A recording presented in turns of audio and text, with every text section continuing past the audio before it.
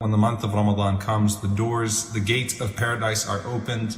In one narration, the Prophet ﷺ said, "Futihat abwab al-rahmah," the doors of mercy are opened, and the gates of hellfire are shut.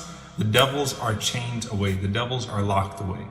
The first part of this is the technical part, which is that if all of the devils are locked up, why is it that we still have issues? Why do we still sin? Why do we still get into it with one another? Why do we still feel temptation? Why do we still hear whispers? Why is it that we still end up in the same situations? And in some situations, we feel even worse, right? When Ramadan comes around, some people would actually say that I'm feeling depressed because I'm not able to reach the goals that I had, and I still feel distant from Allah, and we're already 1 week in Ramadan and I don't know what's going to happen. So why is there still an issue, or why do we still sin, and why do we still have the same issues in many situations that we had before Ramadan? The second technical part of this is, are all of the shayateen locked away, or are some of them locked away? And so there's a hadith of the Prophet ﷺ, another narration at Tirmidhi, where the Prophet ﷺ mentioned that maradat al-shayateen, that the big devils, meaning in the hierarchy of shayateen, in the hierarchy of devils, there are those that command the smaller shayateen, the smaller devils, to go out and to attack the people. And it is the big shayateen that are locked away. And the small shayateen, including the qareen, including the one who whispers to every one of us individually, those are still there. So your qareen that the Prophet ﷺ talked about, that is with you, is still there. But the big shayateen that command them and that move things forward constantly and try their best to dissuade the people from acts of worship, to sway them towards acts of disobedience, those are the ones that are locked away. So the big shayateen are locked away, the small ones are still there. And some of the scholars said, in fact, all of them are locked away, right? But again, that hadith of the Prophet ﷺ seems to indicate that it's only a set of devils that are locked away, a set of shayateen that are locked away. What are the implications of this hadith though for us? And how do we actually keep our shayateen locked away, our devils locked away for good? Not just in the month of Ramadan, but after the month of Ramadan. The first thing that we should reflect upon is where Allah subhanahu wa ta'ala tells us in the Quran that the only thing that the devils can do is they can whisper. They put ideas, they tempt, they try to cause us to not just disobey Allah subhanahu wa ta'ala, but to be distracted from doing the good deeds of obedience to Allah subhanahu wa ta'ala. But on top of that, Allah subhanahu wa ta'ala also mentions that the shayateen do not have any sultan, they don't have any control over you except for those that willingly follow them. And so in all situations, the shayateen the devils do not control anyone. They don't have ownership of you. The only thing that they can do is whisper.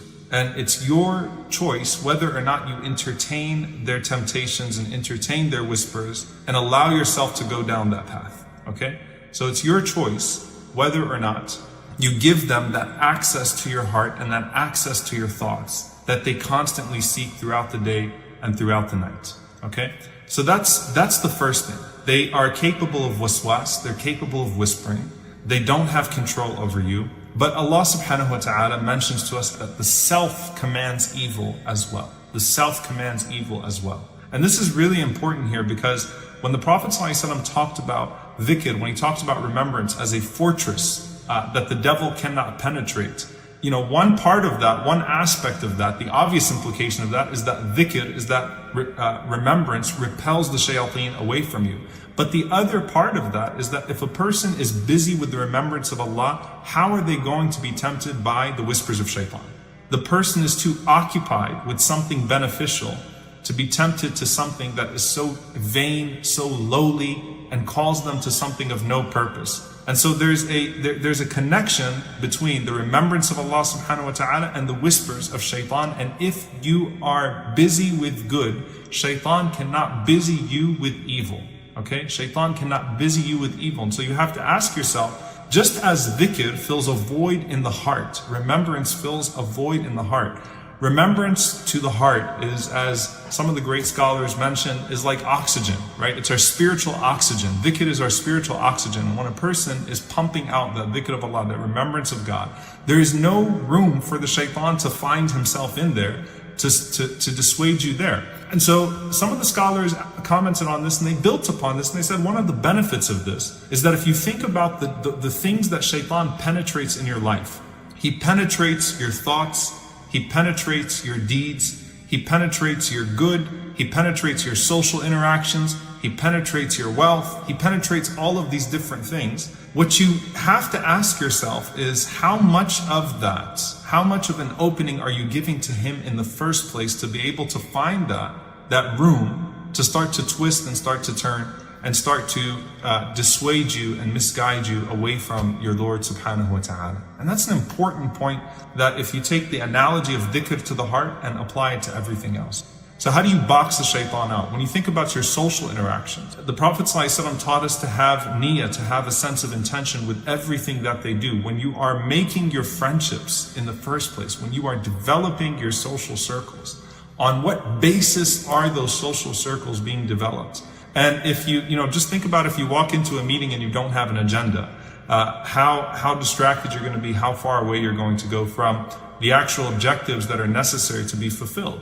And so what is your agenda for everything that you do? And so if the agenda for the heart is to pump dhikr in the spiritual sense, to pump the remembrance of Allah subhanahu wa ta'ala, then where is the shaitan going to be able to insert those seeds? And some of the scholars said that this is what Allah is, or what the Prophet of Allah is referring to in the hadith where he says, Sufidat al-shayateen, that the devils are minimized in their influence. Why?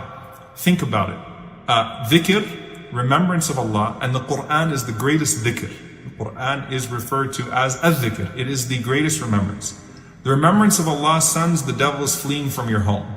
People that typically would commit sins outside of Ramadan. And it's important for you to think about, when you commit sins inside of Ramadan, or when you commit sins outside of Ramadan. You've got people that will forsake a sin throughout the entire month of Ramadan, but then as soon as Ramadan's over, go back to it. And then they'll claim that it's just too much for me, I can't get away from this sin. But you just proved that you can get away from it.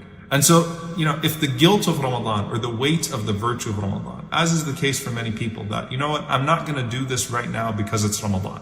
Even though it should be, I'm not going to do this because it's Allah, right? But I'm not going to do this because it's Ramadan. Shaitan's hopeless that, okay, well, I can't sway this person this way because they've already decided I'm not going to do this, I'm not going to listen to this, I'm not going to look at this, they've already decided that while they're fasting, they're not going to do these things. So they have no room to penetrate there. Sadaqah, shuts the mouths. Charity shuts the mouths of the devils. It's like stuffing the mouths of the devils with dirt, because every time you are called to sadaqah, we know the hadith of the Prophet ﷺ, the mouths of those shayateen open, thousands of them, those devils, and say, don't give, don't give, don't give, worry about your material, worry about your material. And you're stuffing their mouths when you give sadaqah. And think about how many times the shayateen get punched in the face in Ramadan with all of the charity that's given in the month of Ramadan, right? It is the month, it is shahru sadaqah, the month of sadaqah. So where's the shaitan going to find any room with all of this good that's going on? So it's the environment of good that many of the ulama mentioned, that the shayateen find themselves locked out, that they find that they cannot penetrate the spaces that they're usually able to penetrate. Now, of course, Allah in His mercy limits their influence. He shackles them in a way that allows us to get ahead, that allows us to propel ourselves forward, to make those strides towards Allah that we've been called to make throughout the year. But at the end of the day, it comes back to you. If you look at the hadith of the Prophet ﷺ where he's talking about Ramadan, he talks about, sallallahu alaihi wasallam, the end result. The end result. So for example, when you finish a complete Ramadan, may Allah subhanahu wa ta'ala allow us to complete this Ramadan with mercy and with worship, at the end of Ramadan, your place in Jannah is guaranteed for you, right? And you're written down from al-utaqa, you're written down from those that are freed from the punishment of Jahannam, right? It's written down for you at the end of Ramadan that this person has completed this period.